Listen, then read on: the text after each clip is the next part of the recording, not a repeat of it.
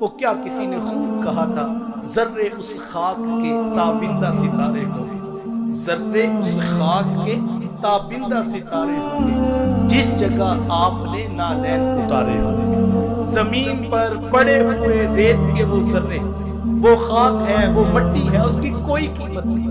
کتنی مٹی ہماری گلیوں میں پڑی ہے، کبھی کسی نے اٹھا کے بوتلوں میں سنبھالی نہیں کہ یہ بڑی قیمتی شے ہے۔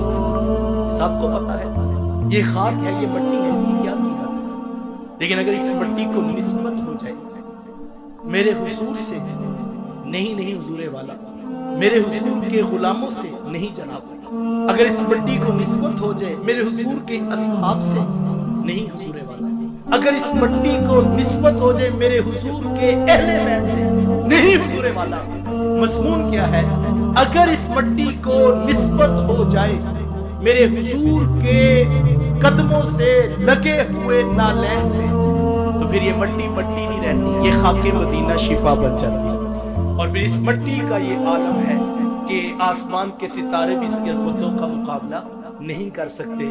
اور میں یہ بھی بتا دوں، وہ یہ نہ کہے کہ یہ کیا بات ہوئی جناب، ایک شعر پڑھا اور اسی سے ساری عظمتیں بیان کر دی۔ اردو کا شعر تو میں نے صرف مفہوم سمجھانے کے لیے آپ کو نسبتوں کی عظمتوں کا حوالہ بتایا، لیکن اگر آپ قرآن کے لہجے سے نسبت کا عنوان سمجھنا چاہیں تو قرآن نے اس سے بھی آگے کی بات کی ہے۔ قرآن نے کیا کہا؟ وَالْعَادِيَاتِ ضَبْحًا فَالْمُورِيَاتِ قَدْحًا فَالْمُغِيرَاتِ صُبْحًا فَأَثَرْنَ بِهِ نَقْعًا فَوَسَّطْنَ بِهِ جَمْعًا۔ ذرا قرآن کا لہجہ تو دیکھیں، ذرا اسلوب تو سیکھیے، قرآن بتانا کیا چاہتا ہے۔ کس شے کی قسم اٹھائی؟ محبوب کے غلاموں کے گھوڑوں کے قدموں سے لگی ہوئی گھریوں کے پتھروں سے ٹکرانے کے بعد ایک لمحے کے لیے جو شرارہ پیدا ہوتا ہے، رب فرماتا ہے محبوب میں رب ہو کے اس شرارے کی بھی قسم اٹھاتا ہوں۔ تو یہاں نسبت کا ذرا حوالہ دیکھیے، محبوب کی قسم نہیں اٹھائی گئی، محبوب کے غلاموں کی بھی قسم نہیں، محبوب کے غلاموں کے گھوڑوں کی بھی نہیں، محبوب کے غلاموں کے گھوڑوں کے قدموں کی بھی نہیں، محبوب کے غلاموں کے گھوڑوں کے قدموں سے لگی ہوئی کھریاں نہیں جناب، اس کی بھی نہیں، محبوب کے غلاموں کے گھوڑوں کے قدموں سے لگی ہوئی کھریوں کے پتھروں سے ٹکرانے کے بعد جو ایک لمحے کے لیے ایک آگ کا چھوٹا سا شرارہ پیدا ہوتا ہے، رب فرماتا ہے محبوب میں رب ہو کے اس شرارے کی بھی قسم اٹھاتا ہوں۔ مجھے بتائیے یہ شان کس کی ہے؟ جس گھوڑے پہ محبوب کا غلام بیٹھ جائے، اس گھوڑے کے قدموں سے لگی ہوئی کھریوں کے پتھروں سے ٹکرانے کے بعد جو ایک آگ کا شرارہ پیدا ہوتا ہے، رب کو تو وہ بھی پیارا لگتا ہے۔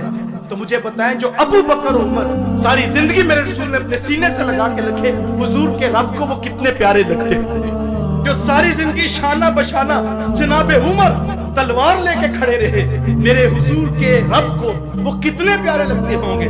جب اسلام میں داخل ہوئے جناب عمر، اللہ اکبر، اسلام کو شان و شوکت ملی اور اسلام کی عظمتیں اتنی بلند ہو گئی کہ حضرت عمر رضی اللہ تعالیٰ عنہ نے پوچھا کہ حضور ہم حق پر نہیں ہیں؟ کہا ہم حق پر ہیں۔ کہا حضور پھر ہم چھپ چھپ کے نمازیں کیوں پڑھیں؟ اب اسلام میں عمر آئے ہیں، اب حرم کے ذہن میں نمازیں باجماعت ادا کی جائیں گی۔ اور حضرت عمر رضی اللہ تعالیٰ جب اسلام لائے، اب تلوار ہاتھ میں تھی، ایک ایک دروازے پہ جا کے دستک دیتے اور بڑے بڑے قافلوں سے کہتے جب کوئی غریب، جب کوئی کمزور، جب کوئی لاغر شخص، جب کوئی جو ہے وہ غلام ایمان لاتا تھا تم اس کو کوڑے مارتے تھے۔ اگر آج کسی میں ہمت ہے آؤ، عمر بن خطاب نے سونے محمد کا کلمہ پڑھا۔ اگر کسی میں ہمت ہے، وہ چاہتا ہے کہ اس کے بچے اور اس کی بیوی اس کا ماتم کریں، کوئی چاہتا ہے کہ اس کی بیوی بیوہ ہو جائے، اس کے بچے یتیم ہو جائیں، آج عمر بن خطاب اسلام لے کر آیا ہے۔ اور یہ وہ شخصیت ہے کہ جن کے بارے حضور اسلام نے دعا کے ہاتھ اٹھائے۔ اسی لیے علماء فرماتے ہیں کہ حضرت عمر رضی اللہ تعالیٰ مراد رسول ہے، حضور نے اللہ سے مانگ کے عمر بن خطاب لیے۔ اللہ اکبر، حضور کے ہاتھ اٹھے اور جناب عمر کی تقدیر پلٹ جاتی ہے اور وہ در حبیب کے غلام ٹھہرتے ہیں۔ پھر ساری زندگی وفائیں کی، اللہ تعالیٰ کے رسول صلی اللہ علیہ وسلم سے ان کی جو نسبت، جو عظمت ہے اور اسلام کے ساتھ ان کی جو وفا ہے، یہ قابل ذکر ہے، اور اس وقت اشد ضرورت ہے کہ ہم وہی معیار حکومت، وہی انداز عدل، وہی تقوی کے نظام کو پیش کریں جو جناب عمر رضی اللہ تعالیٰ عنہ نے اپنی سیرت کے اجالوں سے امت کے سامنے رکھا تھا۔